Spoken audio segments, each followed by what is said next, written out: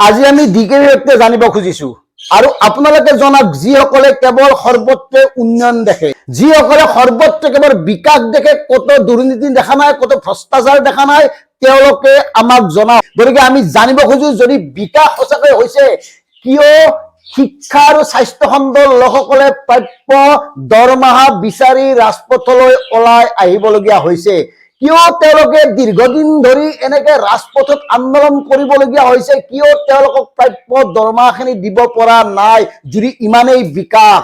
আৰু মন কৰক, যি ৰাজ্যৰ বা যি দেশৰ শিক্ষা আৰু স্বাস্থ্য খণ্ডৰে এই অৱস্থা, সেই ৰাজ্যৰ বিকাশৰ শ্লোগান ইমান তীব্ৰতৰ কেনেকে হ'ব পাৰে? সেই ৰাজ্যক আপুনি বিকশিত ৰাজ্য বুলি ক'ব পাৰিবনে? ৰাজ্যৰ যি মূল আধাৰ স্বাস্থ্যৰ শিক্ষা, সেই খণ্ডৰ আজি অৱস্থা অতি দুখজনক, অতি পুতৌজনক। আৰু আমাৰ মুখ্যমন্ত্ৰী ডাঙৰীয়াই মোৰ দেশৰ, মোৰ ৰাজ্যৰ ৩৫ লাখ নিবনুৱাক তাচ্ছিল্য কৰি কৈছে। এই NHM-ৰ কৰ্মচাৰীসকলে, স্বাস্থ্যকৰ্মীসকলে যেতিয়া আন্দোলন কৰিছিল, ধৰ্ণাত বহিছিল, তেতিয়া মুখ্যমন্ত্ৰীয়ে কৈছে যে যাৰ ইচ্ছা নাই কৰিব নালাগে।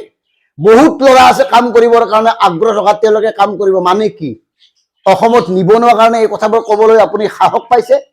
সমস্যাবোৰ সমাধান কৰিব নোৱাৰি এনেকে অসমৰ লাখ লাখ নিবনুৱাক তাচ্ছিল্য কৰি কেনেকে এই কথাবোৰ আপুনি ক'ব পাৰে?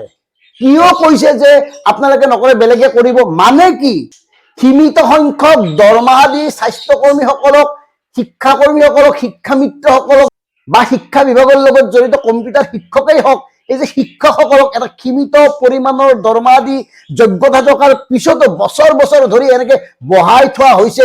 তাৰ কাৰণে ব্যৰ্থ কোন? তাৰ কাৰণে ব্যৰ্থ নহয় নে আপোনালোক? যদি অসমৰ অৰ্থনৈতিক অৱস্থা সঁচাকেই ভাল, তেওঁলোকক কিয় প্ৰাপ্যখিনি দিব পৰা নাই? এই উত্তৰটো আমাক লাগে। দিকে বিবেকে এই কথাবোৰ জানিব খোজে যিসকলে উন্নয়নৰ গংগাত গা ধুই নিজকে সাংঘাতিক কিবা বুলি ভাবিছে, তেওঁলোকে আমাক জনাওক। আমি বাৰে বাৰে কৈ আহিছো, চৰকাৰ সলনি হলেও ব্যৱস্থা সলনি নহয়, চৰকাৰ সলনি হলেও চৰকাৰত থকা লোকসকলৰ চৰিত্ৰ সলনি নহয়। আৰু সেই কাৰণে আজি বছৰ বছৰ ধৰি সাধাৰণ জনতাৰ এই দুৰৱস্থা। কেৱল উন্নয়নৰ শ্লোগান, কেৱল বিজ্ঞাপন আৰু আত্মপ্ৰচাৰত ইমান বেছি মত্ত হৈ আছে যে বাকী একো কথা তেওঁলোকে নেদেখা হৈ পৰিছে।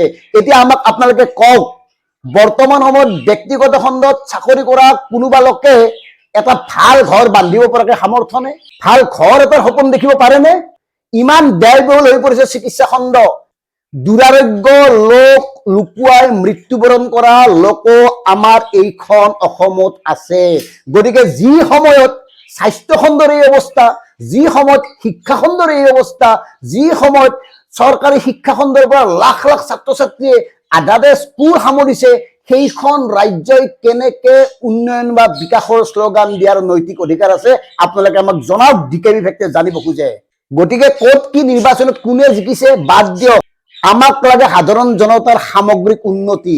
নহলে টকা পইচা দি হিতাধিকাৰী সজাই, ভিক্ষাৰী সজাই, পৰনিৰ্ভৰশীল সজাই যিমানেই আপোনালোকে উন্নয়নৰ শ্লোগান দি নাথাকক কিয়, আপোনালোকক আমি 100 বাৰ, 1000 বাৰ, লাখ বাৰ কৈয়ে থাকিম, আপোনালোক ব্যৰ্থ, চূড়ান্ত ব্যৰ্থ। ধন্যবাদ। জয় অসম।